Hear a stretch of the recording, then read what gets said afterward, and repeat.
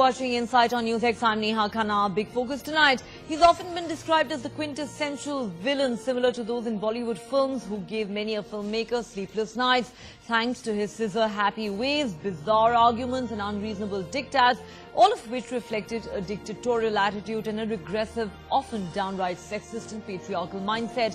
But even as he was getting ready to leave office after getting the sack, Censor Board Chairman Pahlaj Nihalani decided to give another contentious parting shot, only adding to the seemingly never-ending list of controversies that marked his tenure. And so the Censor Board, under his chairmanship, gave an A certificate to Tamil film Taramani, which deals with the issue of gender equations. Why? Because the film had a brief scene showing the woman protagonist having alcohol. Yes, you heard it right. That was reason enough for the Censor Board to deem the film fit only for adult viewing. Never mind the fact that if a man is shown drinking, the film will get a UA certificate. What's more, the Censor Board asked the filmmaker, how can you portray a live-in relationship? It's not in our constitution, they said. They also had objections to the fact that one of the male protagonists in the film was gay. The question is, with Pahlaj Nihalani now gone and Prasoon Joshi taking over the reins on the Censor Board, will we see a real change in attitudes? Or will the same old anachronistic rules, which the Censor Board claims it follows, continue to play the villain and wreak havoc with filmmakers' freedom of expression?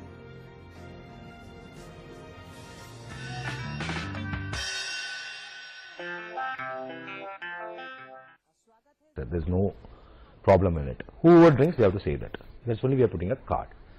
And saying that men drinking is normal, women drinking is not abnormal, it is only few people does. No. It was there in the culture. Every villages, every tribal colonies, they practiced it. So I don't think it's, maybe you have to say something because he works in the Censor Board or something like that. There should not be any partiality between a film to film. It should be even for me and it should be even for everybody.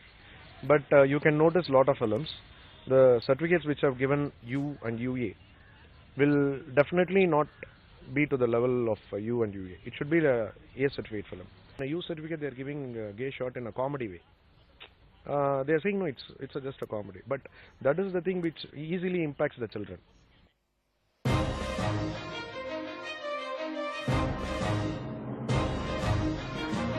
He clipped the wings of Urta Punjab. He objected to lipstick under my burqa. For him, the word intercourse was a strict no. The Sanskari Triant made sure that the films of 21st century do not portray the reality has been sacked now. But not before his parting shot. Pahlaj Nihalani did not miss the opportunity of using his beloved scissors one last time, on not just one but 3 films. This Tamil film Taramani is one of the 3 films to fall prey of Pahlaj's Sanskari diktats. It had been given an adult-only certificate for showcasing women consuming alcohol. There should not be any partiality between a film to film. It should be even for me and it should be even for everybody. While Pehlaj continues to flaunt his version of culture and values, एक महीना पहले pictures को certificate दिया गया है, तो आज जब पिक्चर रिलीज हो गई, रिलीज के बाद ये कंट्रोवर्सी क्यों? His very own CBFC fellows are now speaking in a different tone. It's not the behavior of a woman, behavior of a man. What is the content? According to the content only, the certificate is given. While he's no longer the censor boss, will this patriarchal approach also follow Nihalani's? Will this patriarchal approach also follow Nihalani and exit the world of art and cinema? Bureau Report, NewsX. Let's now take a quick look at the questions we're asking tonight. All right for a man to drink on screen, but a woman drinking makes for adult viewing. Live-in relationships not in our constitution, says the Censor Board. Which world are they living in? Pahlaj Nihalani gone, but is patriarchy here to stay? Will the Censor Board under Prasoon Joshi amend its ways and patriarchal mindset? Will the antiquated rules continue to hold filmmakers hostage? Let's take these questions straight to our panelists. I'm joined here in the studio by Murtaza Ali, a film critic, Lata Srinivasan, my colleague and senior editor with NewsX, also with us from Chennai. Kasturi is hopefully going to be with us in just a bit. We're also joined tonight from Chennai by the producer of this Tamil film, JSK. All right, JSK, let me begin with you. Now, we are told that the Censor Board told you at the time when they gave you an A certificate that you have a shot showing a woman drinking alcohol, that too neat. They said, how can you show a gay relationship? It's not allowed in our country. How can you show a live-in relationship? It's not in our constitution. They also had a problem with use of the word bitch. Now, to many of us, this is downright laughable. But unfortunately, this reflects a larger problem, which is that of a patriarchal mindset. Give us some details of the kind of reasons that they cited for giving your film an A certificate.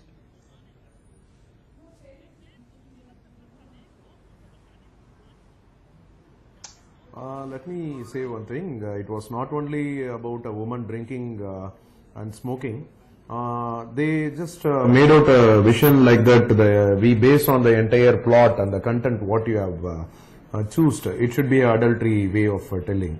Now, but the film has been successfully running, and now you can see a lot of family crowds without children. They are walking in, and the A certification was meant only particular for that is a woman drinking in a bar, and it's been showing that she is smoking, and you have a gay relationship, and you can see the living together relationship. All these things were the thing where we see day-to-day life. We come across all of these things, and as a filmmaker, my director as well as a producer, we have created a concept which we want to throw it to the vision for the public. Which itself was restricted here by saying you should not use this kind of dialogues, you should mute it, you should trim it, and you should cut all this. And if I could just ask you one question. There is no doubt about the fact. Freedom to just, yes, if I could ask you a follow-up question. There is no doubt about the fact that this obviously wreaks havoc with a filmmaker's freedom of expression. But you also made a very valid argument. You said that, you know, it's all right for a man to drink on screen. When that happens, the film will get a UA certificate. There are so many films that depict rape scenes, that depict sexual violence. They get a UA certificate. But you show a woman drinking, the censor board thinks it's for adult viewing. So apart from the fact that this interferes with your freedom of expression, this reflects a deeply patriarchal mindset, doesn't it?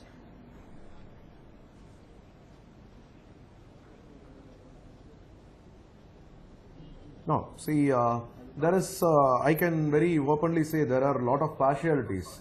As a censor board, they should have the rules and regulations to even to all the films equally. But when we come to the board committee and other things, we can see this kind of shots being let down in other films, and that has been given as UA. And when we argue with that kind of things, they are very simply denying and saying you should not compare any films. We are comparing in our own industry, and the same board and the same thing which they have approved for UA and U, which we should not talk. So there is no liberty of convincing our thing and conveying our thing what we exactly want to get in the censor. Okay. So there was a lot of difficulties. Yes. They are very they are not up to their mark. And one more thing where I want to point is the committee members who sit in the committees, they should be at least somewhat educated about the film industry. Exactly. They are no way concerned with the film industry. Though I have to say here, the irony is that Pahlaj Nihalani, has been a filmmaker himself, and you know, it's very interesting. He, while talking about your movie, I believe, he also said it has double meaning dialogue. And many would say, has he forgotten his own film, the 1994 Andaz, which had vulgar lyrics, raunchy songs, voyeuristic camera movements? Was that fit for family viewing? Let me put that question to my colleague Lata. Lata, clear case of double standards. During his tenure of the last 2.5 to 3 years, Pahlaj Nihalani has been reminded repeatedly of some of the films he's made in the past, with many said that if those films were to be presented before him today in his capacity as censor board chief, he would probably have to ban each one of them. Yeah, absolutely. It's quite hypocritical, sir, in fact, that the films that he made got away with elements like this. But then now that he was sitting as the CBSE chairman, he got to decide what was allowed and what was not allowed. And he took on a very sanskari role, so to speak. And that wasn't fair at all, considering he's from the film industry. He knows what films are about. He knows about freedom of expression and creativity. And yet he decided to take the high moral ground and say, no, this is not good for public view. Exactly. All right, let me bring in Kasturi at this point, who joins us from Chennai. Kasturi, now one of the things that Pahlaj Nihalani said to us in an interview today when we asked him about, the certification of this film, he said, I have been sidelined because I was imposing cuts as per the guidelines. So while we do have a new censor board chief in place, and I believe the entire film industry has welcomed Prasoon Joshi's appointment as Pahlaj Nihalani's successor. Many think he's the right man for the job and will bring about the necessary reforms. But the question is it enough to just have, let's say, a well-intentioned Prasoon Joshi in place? Or could we still see these anachronistic rules coming in the way? Where do you think the problem really lies? The archaic rules or the mindset of the people taking these decisions?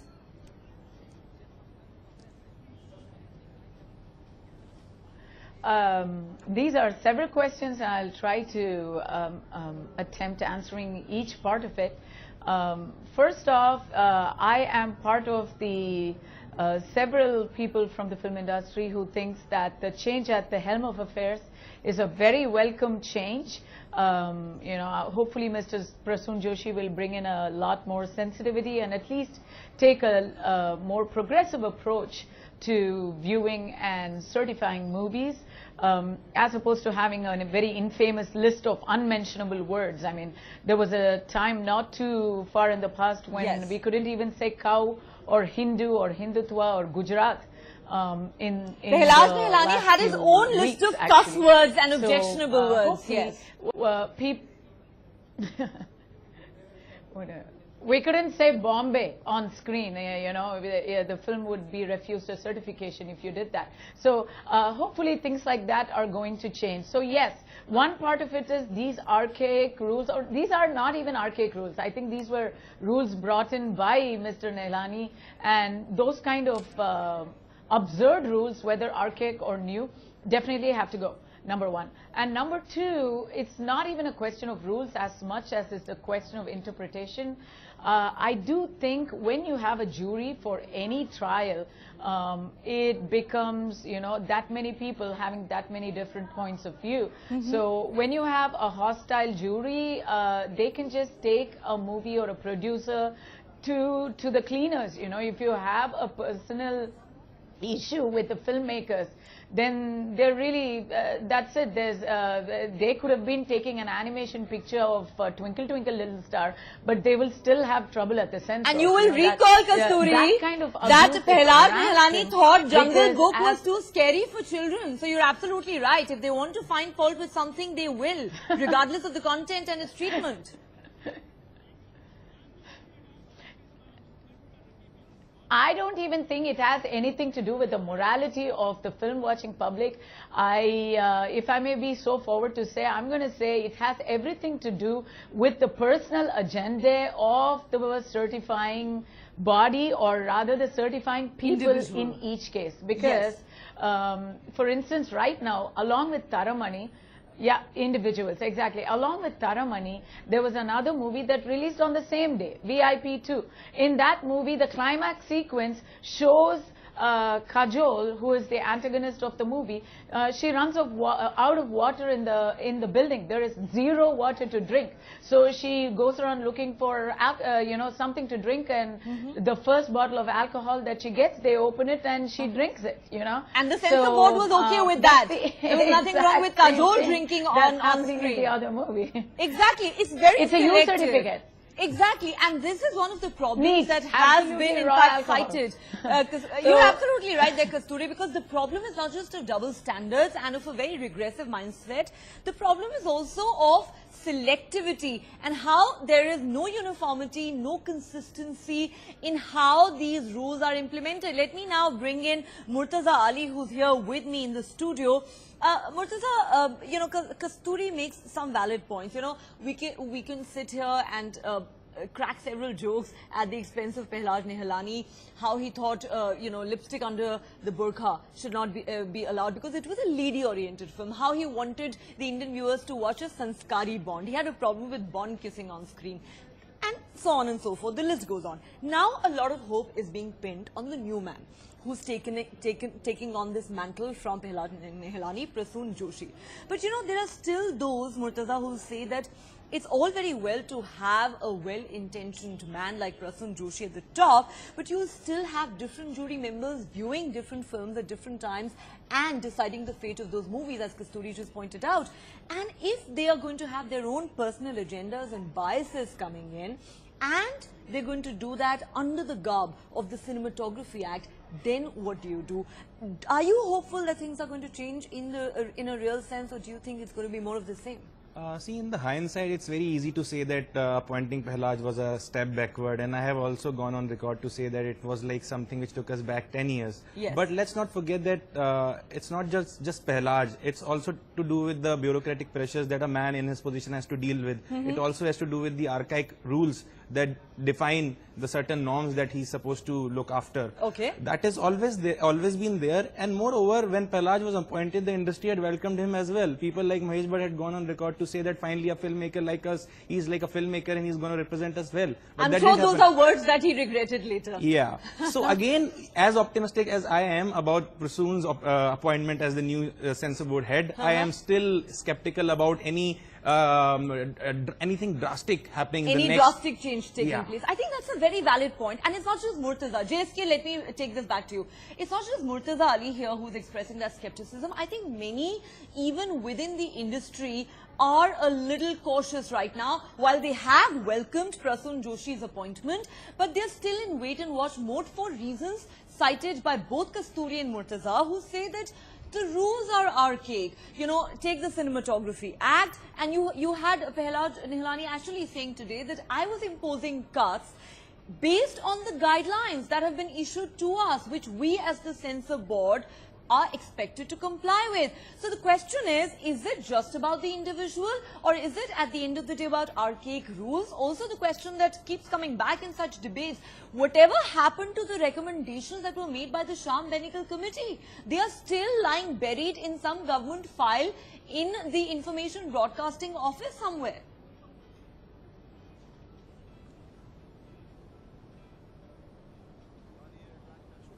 No, I don't think so that recommendations or that kind of things are happening, but the regulations should be followed. The rules and regulations should be followed very equally and evenly for everyone and everything. But these people, what they do is, they based on their mood setup and the committee which they form.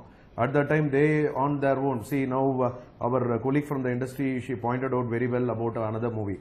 I was very, I don't want to point out my co-producer, so that was the reason I didn't name the film. But see, you can see very easily the variations between the different films. Once they give a U certificate for some other category, and the same shots are being denied, and it has been given as A and UA. So there is no evenity between that. And there is no uniformity, yes, but can I ask you this question, JSK? You're right, there is no uniformity, but can I ask you this question? Can I ask you this question based on what Kasturi pointed out there? Yeah, tell me. Do you think it's simply a matter of subjectivity, or is it actually a case of personal prejudices and sometimes vested interests and agendas that determine some of these controversial decisions? What do you think it is?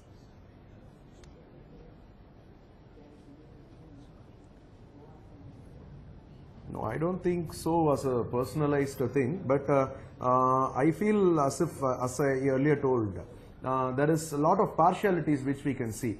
I don't know, it comes from different hands or something, but we can see. If suppose my earlier films also, I have just fought, I have argued a lot, and I have taken U certificates when they are denied, and they were very particular about denying a shot. I was comparing with the same shot being replaced, placed in a use certificate film. Okay. And I have compared them and I have got it. It's Okay. purely based on the table-to-tape the desk conversations Okay. at the time of getting the committee approval. All right. Kasturi, let me come back to you at this point. You know, even as we are looking at the road ahead that's what a change of guard at the CBFC actually means for filmmakers, how would you respond to one allegation that Pahlaj Nihalani leveled against filmmakers while defending himself just a few weeks ago when he says there's too much corruption? Everyone, of course, it sounded like a sweeping statement of a man who was feeling the heat, but I just want your response to what he said. He said they're also corrupt, they want to offer us money and bribes in exchange for quick clearances. You know, I mean, how would you respond to that charge that he leveled against the film industry?